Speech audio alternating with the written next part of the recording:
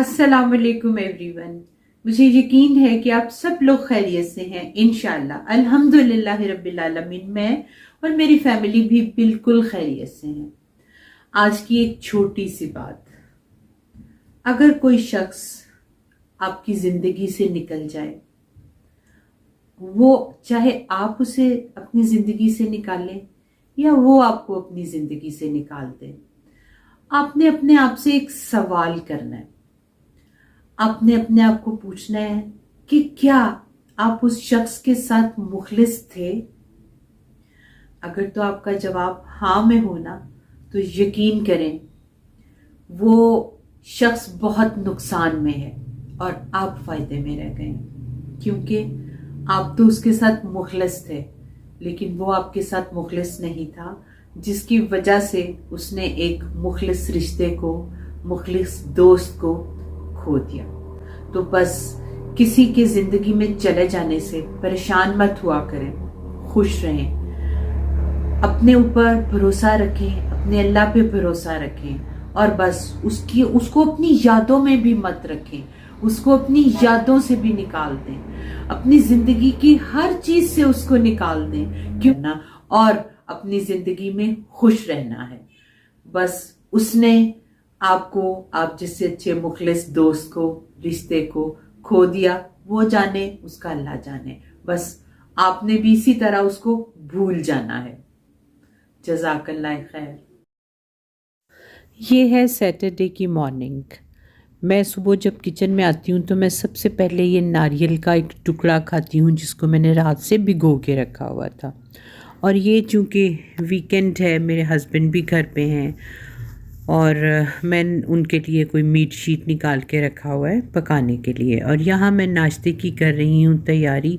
सोचा तो मैंने बहुत कुछ हुआ था कि आज मैं बहुत अच्छा सा नाश्ता बनाऊँगी अपनी पूरी फैमिली के लिए, लेकिन रात को एक छोटा सा, बल्कि रात को नहीं, अर्ली मॉर्निंग ही एक छोटा मिसहैप हो गया था, तो बस जिसकी वजह से मैं नहीं बना सकी। लेकिन मैंने सोचा चलें आज मैं अपने हस्बैंड के लिए पराठे बनाती हूँ, तो मैंने सोचा चलें उनके लिए बनाने हैं तो एक ख़ुद भी खा लूँगी। बच्चे तो खाते नहीं ऐसी चीज़ें, मैं भी आमतौर पे नहीं खाती, लेकिन चलें सोचा आज मैं भी इंजॉय करती हूँ। गला बहुत ख़राब है, माफ़ कर दीजिएगा। तो बस जनाब, ये हैं मेरे इमरजेंसी पराठे। मैं चूँकि रोटियां और पराठे बनाने में इतनी एक्सपर्ट नहीं हूँ, तो बस मैं इसी तरह फटाफट मैंने जो है वो पेड़े बना लिए पराठों के। और आप देखें मैं इस तरह से पेड़े बनाती हूँ, और ये भी मैंने अपनी शादी के बाद अपनी सासू माँ से सीखे थे। उससे पहले मुझे पराठा बनाना बिल्कुल भी नहीं आता था कि पराठा कैसे बनाते हैं। तो ये अल्लाह ताला गरी के रहमत करे मेरी सासू माँ को, ये उन्होंने मुझे सिखाए थे कि तुम इस तरह से पराठे बना लिया करो। तो बस मैं देसी घी के साथ इस तरह से पराठे बनाती हूँ, और बस कोशिश तो यही करती हूँ कि अच्छे बने। मेरे हस्बैंड को ज़रा क्रिस्पी पराठे पसंद हैं, तो कोशिश करती हूँ कि ज़रा क्रिस्पी क्रिस्पी से बने। तो बस इस तरह से मैं पेड़े करके ना, इनको आजकल सर्दियां हैं, मैं 5-10 मिनट के लिए फ्रिज में ज़रूर रखती हूँ, और बस निकाल के फिर अच्छे से बेलती हूँ। और बस ये आप देखें पराठा मेरा मज़ेदार सा देसी घी का तैयार हो गया। और यहाँ मोहम्मद साइम अपने बाबा के साथ खेल रहे हैं, क्योंकि आज बाबा घर हैं, तो बस मोहम्मद साइम के भी ऐश हैं, तो वो अपने बाबा के साथ खेल रहा है। लेकिन आज की ही सुबह, यानी सैटरडे की ही अर्ली मॉर्निंग पे साइम की तबीयत थोड़ी सी ख़राब हो गई थी। अल्लाह ताला रहम करे अपना। इस एक फिट आता है इसको, लेकिन आता वो कभी कभार ही है। आज अर्ली मॉर्निंग तकरीबन 5-5:30 इसको वही फिट आ गया था, जिसमें बस मैं एक्सप्लेन नहीं कर सकती कि वो इतनी अजीबो गरीब कंडीशन होती है। उसमें ना तो हम साइम के लिए कुछ कर सकते हैं, ना ही हम इसको उस पोजीशन में, उस हालत में देख सकते हैं।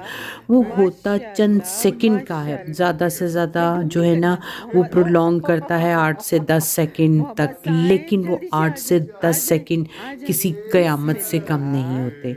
तो बस जनाब, हमने इरादा किया है इसको लेके जाने का। हमने बताया तो काफ़ी देर से ही हुआ था किसी ने, लेकिन बस कुछ हमारी कोताही थी, कुछ मसरूफियात थी। जिसकी वजह से हम साइम को उन डॉक्टर साहब के पास लेकर नहीं जा सके।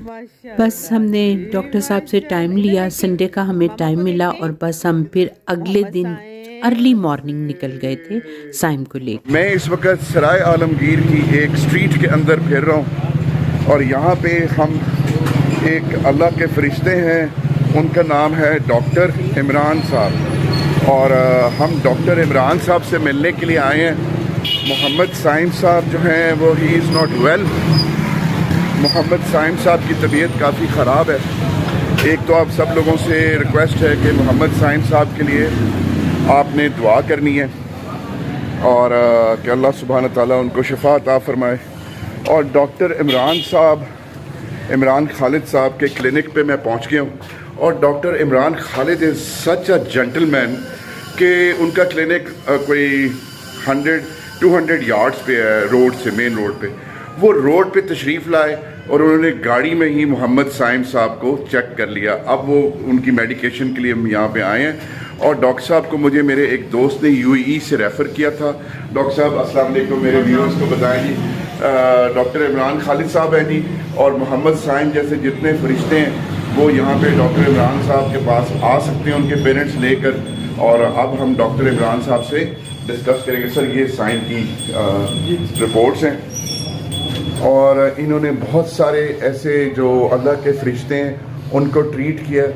अल्लाह सुब्हान ताला इनके हाथ में मज़ीद शफा अता फरमाए और इनके हाथ से ही अल्लाह जो है वो मोहम्मद साइम के लिए भी शफा का ज़रिया इनको बनाए। देखते हैं जी आगे। तो सराय आलमगीर में डॉक्टर इमरान साहब, मैं इनका फ़ोन नंबर भी शेयर कर दूँगा। तमाम ऐसे पेरेंट्स जिनके पास अल्लाह के फरिश्ते हैं वो एक दफ़ा डॉक्टर इमरान साहब के पास ज़रूर आएँ और उम्मीद है कि इंशाल्लाह ताला और रिकवरी की तरफ जल्द जाएगा। इंशाल्लाह इंशाल्लाह इंशाल्लाह। साइम का विज़िट हो गया है डॉक्टर साहब पे। उन्होंने साइम को 1 महीने की मेडिसिन दी है। आप सब लोग भी दुआ कीजिएगा कि अल्लाह ताला साइम के ऊपर और साइम जैसे तमाम प्यारे प्यारे बच्चों के ऊपर अपना ख़ास रहम करे और करम करे, फ़ज़ल करे और ये बच्चे हमेशा सेहतमंद रहें। अल्लाह ताला इनको किसी मज़ीद तकलीफ़ में मुब्तला ना करे, क्योंकि वालिदैन के लिए इनको इस हालत में देखना इंतहाई मुश्किल काम है। तो यहाँ हमारा वापसी का सफ़र शुरू हो चुका है और हम जीटी रोड से गए थे और जीटी रोड से ही वापस आए थे। और ये हमने पहली मर्तबा हमने जीटी रोड पे ट्रैवल किया है। It was a nice travel, अच्छा रहा और रोड बहुत अच्छी थी। बड़ा अच्छा हमारा ट्रैवल रहा। वापसी पे हमने ट्रैवल शुरू करने से पहले, क्योंकि लंच का टाइम हो गया था 12 साढ़े 12 बजे, तो हमने ख़ुद भी लंच किया, बच्चों को भी कुछ खिलाया पिलाया और फिर हमने वापसी का सफ़र शुरू किया था। और बड़ा हमारे लिए ये जो था ना, एक फ़ियर ऑफ अननोन था कि पता नहीं जीटी रोड से कैसा ट्रैवल रहेगा, लेकिन अल्हम्दुलिल्लाह रब्बिल आलमीन रोड बहुत अच्छी थी और बड़ा अच्छा हमारा ट्रैवल रहा। और हम बहुत टाइमली क्लिनिक पे भी पहुंच गए थे और वहाँ से फ्री होके टाइमली हम लोग वापस अपने घर भी पहुँच गए थे। बट ओवरऑल हमने जीटी रोड के ट्रैवल को भी इंजॉय किया। और यहाँ हम वापस पहुँच गए हैं इस्लामाबाद। तो ये देखें टोल प्लाज़ा पे यहाँ पे कितना रश है। आज संडे है और बहुत ज़बरदस्त करके रश है। तो बस यहाँ पर हमारी काफ़ी देर के बाद, तकरीबन आधा पौना घंटा लग गया हमें टोल प्लाज़ा तक पहुँचने में। तो बस जनाब, इस तरह से हम खैर के साथ अपने घर को वापस आए और बस यहाँ अब हम अपने घर की तरफ रवां दवा हैं, अल्हम्दुलिल्लाह रब्बिल आलमीन। तो बस जनाब, और ये सैटरडे की ही शाम थी जिस दिन मैंने ये दुम्बा कढ़ाई जो है ना, वो शनवारी दुम्बा कढ़ाई मैंने बनाई थी। तो मैंने सोचा चलें इसकी रेसिपी भी मैं आपके साथ शेयर कर देती हूँ। मैंने कुकर में थोड़ा सा ऑयल डाला, ज़्यादा ऑयल नहीं डाला, क्योंकि ये दुम्बे के साथ ना चक्की आती है तो उसके पीसीस जो हैं वो भी थोड़े ऑयली होते हैं, तो इसलिए मैंने ज़्यादा ऑयल नहीं डाला। और यहाँ आप देखें कि मैंने मीट डाला है और मीट के साथ ही मैंने सॉल्ट का 1 स्पून डाल दिया और ये चक्की चक्की है इसकी, इसमें ये जो चक्की है ना, ये इसकी चर्बी नहीं होती, यही इसी में इसका सारा फ्लेवर होता है। इसलिए चक्की के कुछ पीसीस जो है ना वो साथ ज़रूर पकाने पड़ते हैं, ताकि आपको खाते हुए पता चले कि आप असल में लैम्प खा रहे हैं। और लैम्प बेसिकली होता ही ये है, लैम्प ये जिसको हम दुम्बा कहते हैं। और बस ये जैसे ही मेरा जो मीट है, मेरा नहीं सॉरी, दुम्बे का मीट ज़रा सा भुन गया, उसका कलर चेंज हो गया, पानी ड्राई हो गया, तो मैंने लहसुन अदरक का पेस्ट डाल दिया है। ये मैं बार बार आपको दिखा रही हूँ, ये ना दुम्बे की जो चक्की होती है ना उसकी बोटियाँ हैं ये। और बस जनाब, जैसे ही लहसुन अदरक में मेरा भुन गया तो मैंने यहाँ पर इसमें ऐड कर दी हैं कोर्सली कटी हुई सब्ज़ मिर्चें और साथ जूलियन कटा हुआ अदरक। इसके साथ भी मैं इस गोश्त को बहुत अच्छे से भून लेती हूँ। इसकी भुनाई जो होती है ना वो ही असल आपका काम होता है और इसी से फ्लेवर निकलता है। हम कहते हैं कि जो हम घरों में बनाते हैं इसका फ्लेवर बाहर की कढ़ाई जैसा नहीं आता, लेकिन वो लोग वाकई इसे बहुत प्यार से इसको भूनते हैं और फिर इसको बनाते हैं। जैसे ही मेरा दुम्बे का गोश्त जो है वो अदरक और सब्ज़ मिर्चों के साथ जो है वो भुन गया, तो मैंने इसमें एक टमाटर के दो दो पीस करके इनको मैंने यहाँ पर मैं सारे मीट के ऊपर सेट कर दूँगी। इसको आपने पूरा नहीं काटना, आपने दो दो पीस ही करने और लंबाई के रुख करने हैं, गोलाई में नहीं, लंबाई के रुख आपने इसके दो दो पीस करने। और मैंने सारे टमाटर, तकरीबन मेरा 1 किलो गोश्त था और मैंने आधा किलो टमाटर लिए थे, और थोड़ी देर मैंने इस तरह ढक्कन ऊपर रख दिया ताकि ये स्टीम में ही इसके जो छिलके हैं ना वो सॉफ्ट पड़ जाएं। तो आप देखें थोड़ी देर के बाद जब मैंने ढक्कन उठाया तो अब आप देखें कितने ज़बरदस्त तरीके से ये छिलके जो है ना वापस उतर जाते हैं। तो बस आपने ये छिलके ऐसे ही उतार लेने हैं, छिलके उतार के आपने नहीं डालना, टमाटर को आपने ऐसे ही डालना है, इसका फ्लेवर और तरह का आता है। यहाँ आप देखें जनाब कि मैंने सारे छिलके उतार लिए हैं और टमाटरों के साथ भी मैंने मीट को अच्छी तरह से भून लेना है यहाँ पे कि टमाटर जो बाकी टमाटरों का गूदा बच गया है ना वो बहुत अच्छे से मैश हो जाए। और यहाँ देखें आप, ये मैश होना शुरू भी हो गया और बस इसी तरह से हमने इसको भून लेना। इसके साथ ही टमाटरों का पानी भी ड्राई हो जाएगा और टमाटर बहुत अच्छे से मैश भी हो जाएंगे। और यहाँ पर जनाब मैंने थोड़ी सी हल्दी और पिसा हुआ साबुत धनिया मैंने ऐड किया है। ठीक है, ये बाहर वाले ऐड, होटलों वाले, रेस्टोरेंट्स वाले ऐड नहीं करते, लेकिन मैं थोड़ा सा यहाँ पर ज़रूर अपना एक इसमें टच देती हूँ और मैं ज़रूर ऐड करती हूँ। यहाँ आप देखें टमाटर और तमाम मसाला बहुत अच्छे से मैश हो गया है और गोश्त भी बहुत अच्छे तरीके से भुन गया है। तो अब यहाँ पर बारी आ गई है इसको गलाने की। तो मैं अब यहाँ पर इसमें डाल दूँगी इतना पानी कि जिसमें इसको तकरीबन 6-7 मिनट की हीट लग जाए और बहुत अच्छे से मीट गल जाए।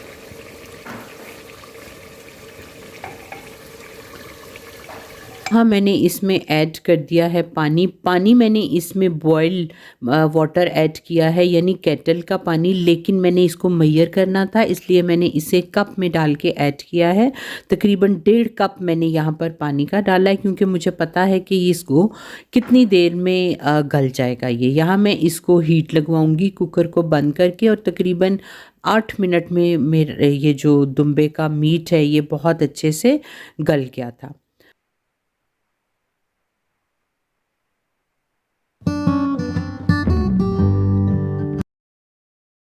यहाँ मैंने फिर से कुकर को खोला है तो आप देखें पानी ड्राई हो गया हुआ है बहुत अच्छे से, और मीट भी मैं आपको चेक करवाती हूँ कि मीट भी जो है ना 8 मिनट की हीट से ये देखें बहुत अच्छे से माशाल्लाह से गल गया हुआ है। और दुम्बे का गोश्त ऐसे ही गला हो तो मज़ा आता है। अब ये अगर आप लोग बनाएं तो आप लोग देख लीजिएगा कि ये कितनी देर में गलेगा।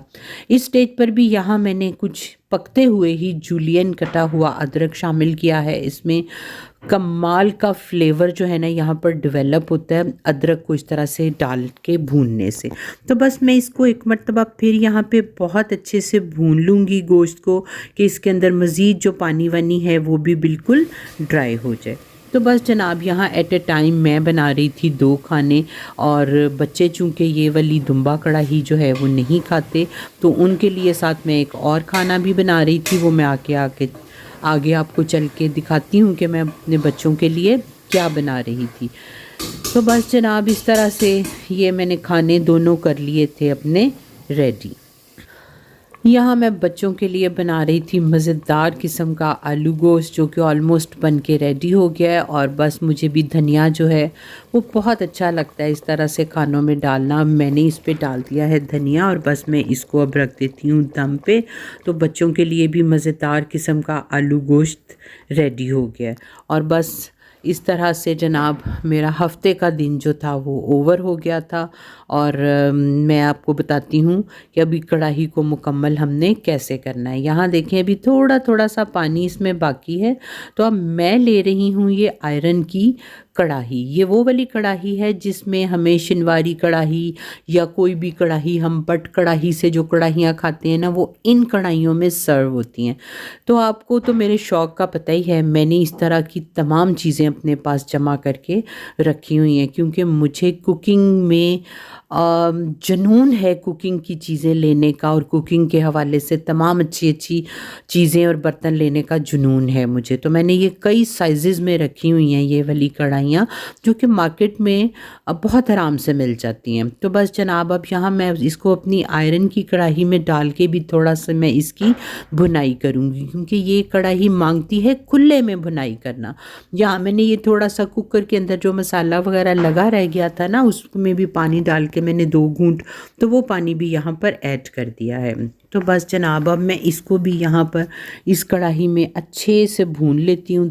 और इस कढ़ाई में भूनने से इसके फ्लेवर में और इजाफ़ा हो जाता है, वो और इन्हेंस हो जाता है, ज़्यादा मज़ेदार हो जाता है। तो ये देखें, चम्मच को उल्टा करके ना इस तरह से आपने भूनना है, क्योंकि हमारे पास ना वो वाली खुरपियाँ नहीं होती जो उनके पास होती हैं। वैसे मेरे पास हैं कहीं, लेकिन पता नहीं मैंने कहीं रख के मैं भूल गई हुई हूँ। तो मैंने इस तरह से मैं इसी चम्मच को उल्टा कर लेती हूँ और बस फिर इसके साथ में बहुत अच्छे से भुनाई कर लेती हूँ इनकी। और ग्रेवी आपकी अपनी मर्ज़ी पर है। अब कुछ लोग बिल्कुल ड्राई करके खाते हैं, लेकिन मेरे घर में बिल्कुल ड्राई करके नहीं खाई जाती। मैं हल्की सी ग्रेवी रखती हूँ कि रोटी के साथ लगे तो आपको उसका टेस्ट आए, आपको मज़ा आए, आपका अच्छा सा निवाला बन जाए। तो यहाँ आप देखें, मेरे लिए इतनी ग्रेवी जो है वो मेरी फैमिली के लिए काफ़ी है, क्योंकि मेरे हस्बैंड ज़रा थोड़ा सा हल्की सी ग्रेवी वाला पसंद करते हैं। तो बस अब ये ऑलमोस्ट रेडी हो गई और अब बस मैं इसको साथ साथ यहाँ पर भी गार्निश कर देती हूँ, जिसके लिए मैंने धनिया, सब्ज़ मिर्चें और अदरक जो है वो रखा हुआ है। और बस आप देखें, सबसे पहले मैंने इसमें डाल दिया है ताज़ा कटा हुआ धनिया, जो कि इसके फ्लेवर को और इसके हुस्न को 4 चांद लगा देता है। और साथ मैंने इसमें ऐड कर दिया है जूलियन कटा हुआ अदरक, और कुछ मैं इसमें ऐड कर दूँगी मोटी मोटी सी कटी हुई सब्ज़ मिर्चें। और 1 चुटकी मैंने ब्लैक पेपर की भी ऐड की थी, लेकिन शायद उसका क्लिप मुझसे रिकॉर्ड नहीं हो सका। तो बस जनाब इस तरह से आप देखें कि मैंने मज़ेदार किस्म की शनवारी लैम्प कढ़ाई कर ली है रेडी माशाल्लाह से। और अल्हम्दुलिल्लाह इस्लामाबाद में ये एक बहुत ही अच्छी सहूलत है हमें यहाँ पे, कि हमारे जो मटन वाले होते हैं ना, इनके पास हफ़्ते 2 हफ़्ते में 1 दफ़ा दुम्बा ज़रूर आता है। तो वो फिर मैं तो उनकी पहले ही ऑर्डर बुक करा देती होती हूँ। वो फिर जब भी दुम्बा आता है ना, तो वो फिर मुझे मेरी ऑर्डर के मुताबिक जो है वो मेरे लिए मीट रख लेते हैं। तो ये आप देखें जनाब, मज़ेदार किस्म की दुम्बा कढ़ाई हो गई है, शनवारी दुम्बा कढ़ाई तैयार। तो मेरे हस्बैंड ने इसे बहुत बहुत बहुत इंजॉय करके खाया था, उन्हें बहुत मज़ा आया था। और आप ये देखें इसकी फ़ाइनल लुक। और जब इसी कढ़ाई के अंदर इसे खाया जाता है ना, यानी अपने प्लेट में नहीं डालना, इसी कढ़ाई में ही खाना है। आप लोग बताइएगा मुझे कि आप लोगों में से कौन कौन है जो इसको इसी तरह कढ़ाई के अंदर खाना पसंद करते हैं, यानी प्लेट में नहीं डालना, अपना निवाला इसी कढ़ाई में ही लगाना है। तो उम्मीद करती हूँ कि आपको आज की एक छोटी सी वीडियो पसंद आई होगी। ये बहुत इन्फॉर्मेटिव भी है। मैं डॉक्टर साहब का नंबर भी दे दूँगी। अब मुझे इजाज़त दीजिए। अपने प्यारों का बहुत सारा ख्याल रखिए। खुश रहिए।